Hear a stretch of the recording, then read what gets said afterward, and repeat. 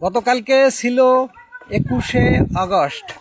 গতকালকে 4জন মন্ত্রিসভায় যোগ দিয়েছে নতুন করে এবং রাষ্ট্রপতি তাদেরকে শপথ করাইছে এবং 4জনের সবচাইতে আলোচিত যে লোকটি, যাকে নিয়ে আমরা খুব টেনশনে ছিলাম, চিন্তা করতাম যে আমাদের শেখ সেলিমের ভাগ্নে পার্থ, আন্দালি রহমান পার্থ, শেখ হিলালের জামাই, তাকে দেওয়া হয়েছে বাংলাদেশের তথ্য মন্ত্রণালয়ের দায়িত্ব।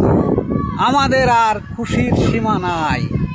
এবং তথ্য মন্ত্রণালয় হচ্ছে এমন একটি জায়গা, এই যত টিভি চ্যানেল আছে, সোশ্যাল মিডিয়া আছে, যত রকম প্রেস কনফারেন্স আছে, যত রকম মিডিয়া আছে, সব এই তথ্য মন্ত্রণালয়ের আন্ডারে।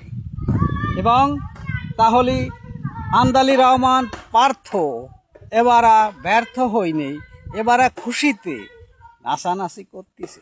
কারণ বিএনপি সরকার তারেক জিয়া সাহেব তাকে পুরস্কৃত করেছে।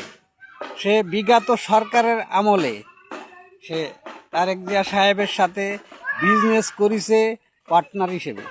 সেই হিসেবে তাকে এই মন্ত্রণালয়ের দায়িত্বটা দিয়েছে।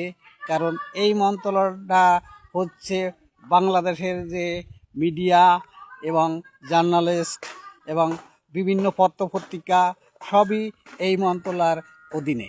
সেই জন্য শেখ হিলালের জামাই শেখ সেলিমের ভাগ্নে এবং নাজিরুল হক মঞ্জুর ছেলে, তাকে এই মন্ত্রণালয়ের দায়িত্ব তারেক জিয়া সরকার দিয়েছে। এজন্য তাকে আমরা ধন্যবাদ জানাই এবং খুব খুশির খবর এটা।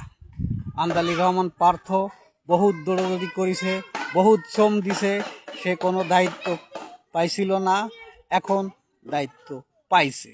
তথ্য মন্ত্রণালয়ের একটি ভালো মন্ত্রণালয় এবং এই মন্ত্রণালয়ের দায়িত্ব সবাইকে দেয় না সরকার প্রধান, এবং তাকে দিয়েছে সে বিশ্বস্ত লোক এবং শেখ সেলিমের ভাগ্নে শেখ হিলালের জামাই শেখ তন্ময়ের ভগ্নিপতি।